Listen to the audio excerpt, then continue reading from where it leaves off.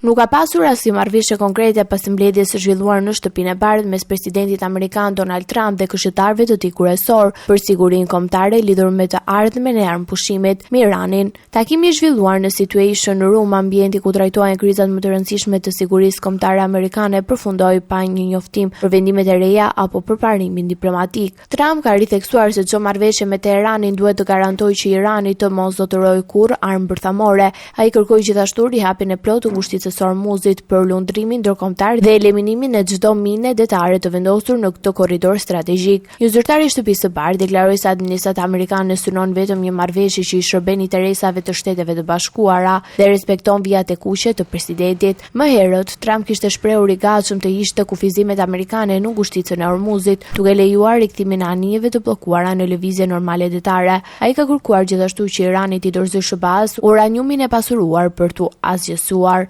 Megjithatë, autoritetet iraniane kanë hedhur poshtë këto pretendime. Agjencia iraniane e lajmeve Fars i cilëson deklaratat e presidentit amerikan si një përzierje të së vërtetës dhe gënjeshtrave, duke mohuar se ekzistojnë ndonjëherë marrëveshje që parashikojnë shkatrimin e materialeve bërthamore. Ndërkohë, zëdhënësi i ministrit të jashtëm të Iranit deklaroi se prioriteti i vendit mbetet përfundimi i konfliktit dhe se aktualisht nuk ka negociata për programin bërthamor. Edhe deklarata e sekretarit amerikan të mbrojtjes Pete Hegseth, i cili ka hapur mundësinë e rifillimit të sulmeve ndaj Iranit, nuk duket se ka ndryshuar qëndrimin e Teheranit. Pavarësisht kontakteve diplomatike dhe diskutimeve për armëpushimit, palët mbeten larg një marrëveshje të plotë, ndërsa pasiguritë mbi zhvillimet e ardhme vazhdojnë të dominojnë situatën në rajon.